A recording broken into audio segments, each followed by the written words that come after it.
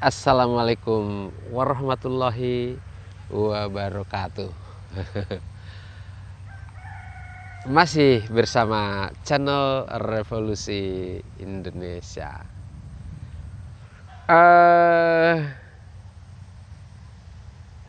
Masih kita berbagi pengalaman tentang peristiwa-peristiwa goib, siksa neraka diangkat ke langit. Dan ada satu lagi peristiwa goib yang Allah mungkin berkehendak benar-benar mempertunjukkan keberadaannya. Mungkin kalau selama ini kan kita manusia mengenal Allah itu lewat para nabinya. Jadi ini ada satu peristiwa yang Allah buat atau dimirip-miripkan, mungkin begitu ya, yang saya alami. Yaitu peristiwa ketika saya berangkat ke Jakarta.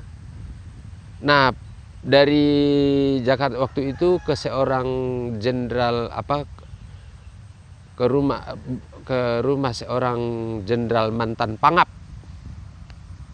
Waktu itu saya berangkat bersama putra saya yang baru berusia 29 bulan atau 2 tahun lebih. Nah, dalam perjalanan pulang dari Jakarta itu,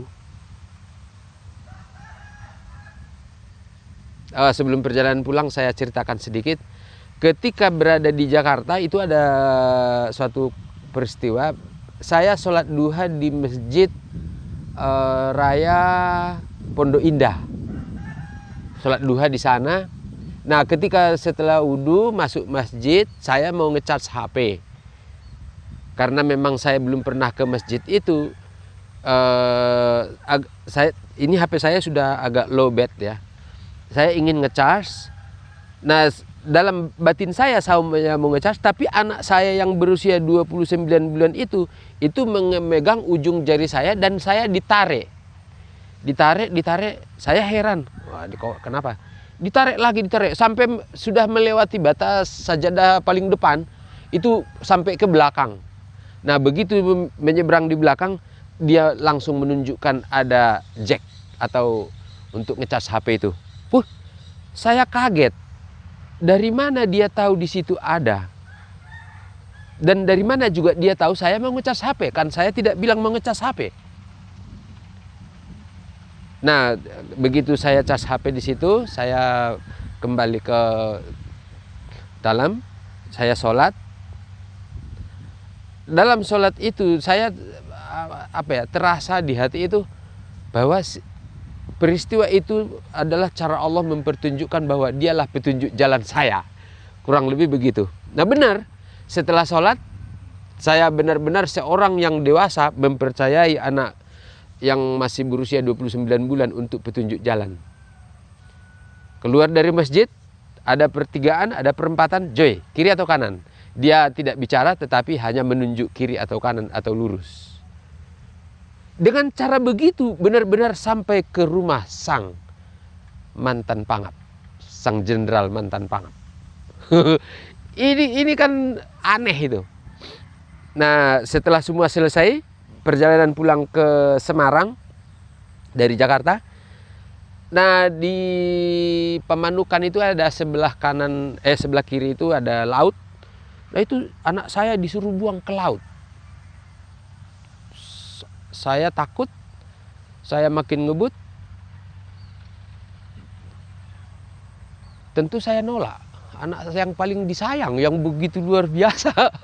Sudah jadi petunjuk, sudah paling ini, dia ceria sekali bermain sepanjang perjalanan. Tapi disuruh buang ke laut. Saya menolak. Saya makin ngebut. Sampai malam hari, anak saya disuruh ke kegelapan. Sampai saya semakin takut, semakin ngebut, hingga di Batang. Sampai di Batang, saya disuruh berhenti, dipaksa berhenti, dan saya benar-benar berhenti.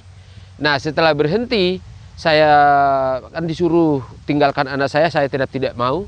Dan ada satu peristiwa, kalau tidak mau, kami akan meledak berdua. Dan benar-benar mobil itu meledak, pintu sebelah kanan saya itu menganga. Nah, ledakan yang keras itu yang membuat saya benar-benar terpaksa untuk meninggalkan anak saya di perkampungan. Saya antar ke dalam, ke lorong. Setelah sampai di rumah pertama, saya dudukkanlah dia di 2 kursi yang ada di situ. Dan saya menuju mobil dan menangis meraung di situ, menjerit. Dalam perjalanan saya menuju mobil, warga sudah berlari menangkap saya dan diintro bawa ke balai RT. Kemudian dibawa ke Polsek Tulis. Nah, peristiwa ini, kata-kata tulis, kenapa ada juga mungkin kata yang atau ayat yang dilalaikan para ahli dan ulama, ada ikro, ada kolam atau pena atau tulis. Saya lihat itu yang Allah kehendaki untuk mempertunjukkan kesalahan-kesalahan atau kekurangan-kekurangan dari para ulama.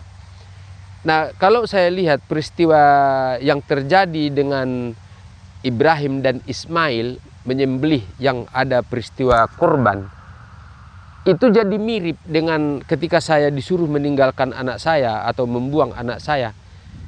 Semacam, kan Ibrahim juga nggak jadi menyembelih anaknya. Tetapi paling tidak Allah di Al-Quran itu jelaskan Ibrahim telah membenarkan perintah Allah. Dan yang saya alami ini juga bahwa saya telah membenarkan atau Allah telah mempertunjukkan dirinya dengan peristiwa ini dan saya melakukannya seperti itu. Dan bukti-bukti dari itu di Polsek Tulis atau di warga itu yang saya dibawa ke RT itu adalah bukti-bukti bahwa peristiwa itu benar-benar terjadi.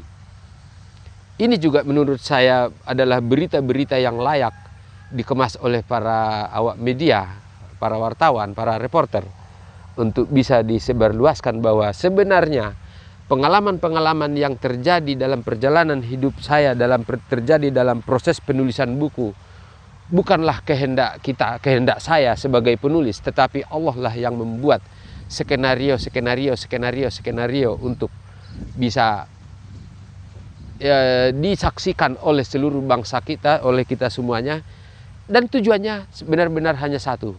Bagaimana agar agama Allah, agar semua bangsa kita kembali ke agama Allah, agar Al-Quran difungsikan sebagaimana mestinya, dan agar bangsa kita benar-benar terwujud menjadi negara yang bagai sorga, negara pusat ilmu dan peradaban, dan membuat rupiah $1.10, sekaligus juga tentu agar kita terbebas dari berbagai macam penyakit seperti COVID. Justru Allah gantikan dengan buah berlimpah, sayur berlimpah, dan semua rakyat Indonesia kaya raya. Inilah saya pikir tujuan suci dari revolusi Indonesia, yang merupakan berita besar yang layak kita kemas, yang layak diberitakan oleh teman-teman media semuanya. Saya Juan Siregar di nomor WA 081 249 289 048. Kapan saja kita boleh bicara tentang ini. Saya siap memberi masukan untuk kita sebarluaskan peristiwa revolusi Indonesia. Terima kasih. Assalamualaikum warahmatullahi wabarakatuh.